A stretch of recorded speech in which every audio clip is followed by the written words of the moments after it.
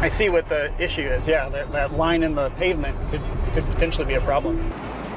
Could Tesla's Autopilot have contributed to the death of an Apple engineer in a fiery crash? Today, the ABC7 News I-Team got an exclusive first-hand look.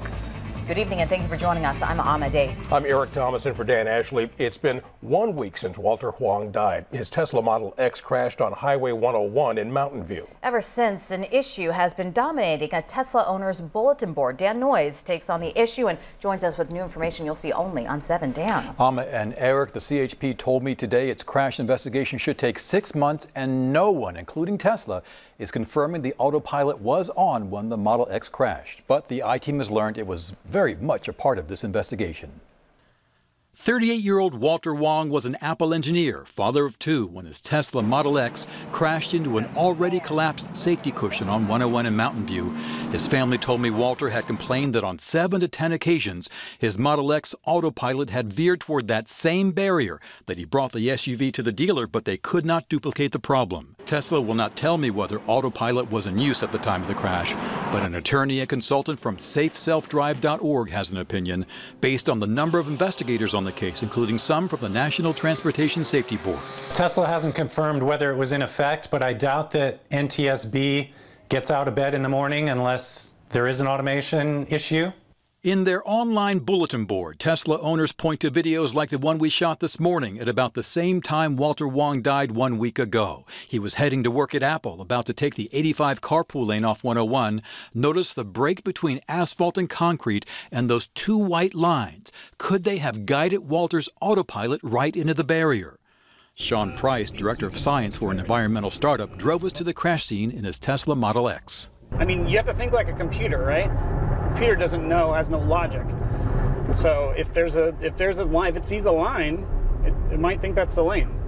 And that raises so many issues. Caltrans has already started improving the infrastructure to accommodate automation, such as wider lane stripes in some places. We can imagine a day where all of our cars are in automated mode going down the road, and they all fail at the same place on the freeway. That raises the question, at what point is Caltrans responsible to fix the road to accommodate automation? For those unfamiliar with Tesla's Autopilot, it's not to the point reflected in the company's video, hands-free driving turn after turn. Sean Price showed me it will guide the vehicle in a lane around curves, even will switch lanes when you hit the turn signal if the way is clear. The car gets in front of me, it sees it, and it slows down all by itself. I gotta say that's the first time I felt this. Yeah. And it's a little jarring. Yeah. It's a little surprising, like, wait, this car's driving itself. It's not what you expect. Price explains her driver has to maintain contact with the wheel to ensure they're paying attention and are prepared to override the Autopilot. He also tells me he has experienced a few glitches, including a ghost car that popped up on the navigation right in front of his SUV, and it hit the brakes.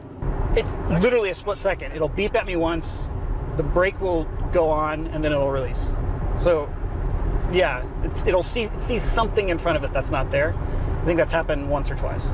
So the point is, it's not perfect. Which is why you have to maintain control of your vehicle at all times. Now, Tesla tells me today they're working as quickly as they can to find out what happened in Walter Wang's accident, and they are cooperating with investigators. His family tells me they're planning a service probably for sometime next week. Eric and Amma. Still a mystery here. Yeah. It is. Yeah. Okay, Dan, thank you. Well, this is the 3rd straight day that Dan Noyes and the I-Team have brought us exclusive new information about Tesla and last week's deadly crash. You can see the stories Dan has already done on our website, ABC7news.com. To receive breaking news alerts with new information, download the ABC7 News app and enable push alerts.